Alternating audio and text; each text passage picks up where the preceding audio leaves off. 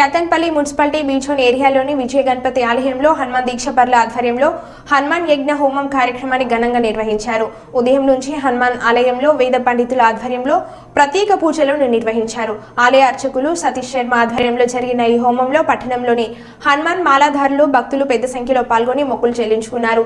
అనంతరం ఆలయ కమిటీ ఆధ్వర్యంలో భక్తులు మహా అన్నదాన కార్యక్రమాన్ని ఏర్పాటు చేశారు.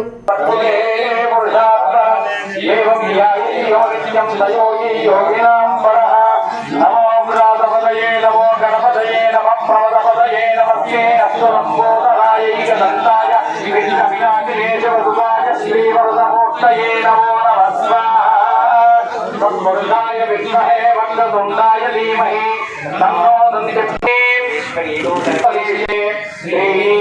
चत्वारि सोमाय स्वाहा दक्षिणास्तपूर्वये गोवाय नमः शिवोपदेशं प्रदावृत्ये नवग्रहः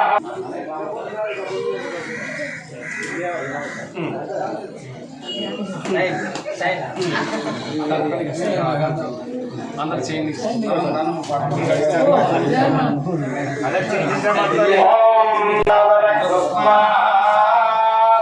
ఓం తత్పురుషాయ విద్మహే వక్రతుండాయ ధీమహి తన్నో దుర్గే ప్రచోదయాత్ స్వాహా.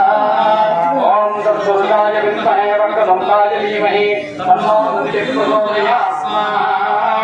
ఓం మంత్రోక్తదేవతాభ్యై నమః. త్వరగా లక్ష్మీ గణపతి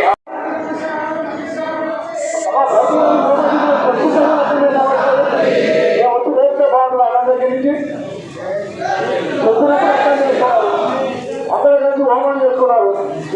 మీరు చేస్తున్నారు బాబా గౌరవించే అనికో సుమలత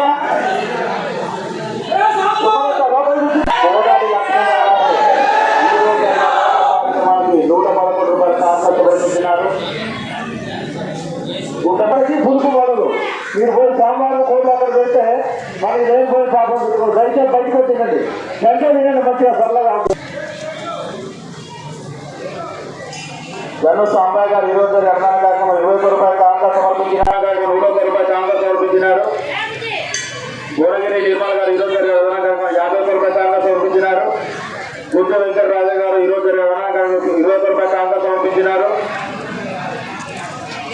అక్కడ సంతోష్ మాత హనుమాన్ ముందు కూడా ఎవరు కూడా అన్నం తినద్దు. ప్లేట్లు కూడా అక్కడ ఎవరు వేయద్దమ్మా. ఆ ప్లేట్లు చిన్న ప్లేట్లు తీసుకొచ్చి ఇక్కడ డస్ట్బిన్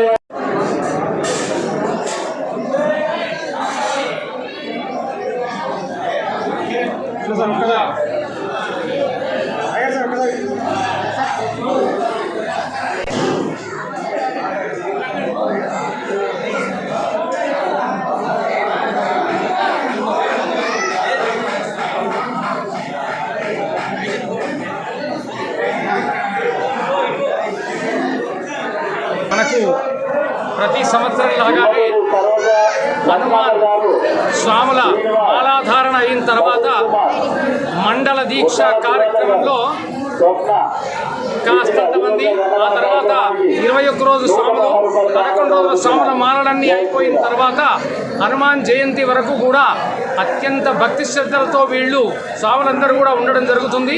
అందులో భాగంగా వీళ్ళందరూ ఆయురారోగ్య అష్టైశ్వర్యాలతో తొలతూగాలని లోక కళ్యాణార్థం ప్రతి సంవత్సరం కూడా మన విజయ గణపతి దేవాలయ ప్రాంగణంలో ఆంజనేయ స్వామి యజ్ఞం నిర్వహించడం జరుగుతుంది.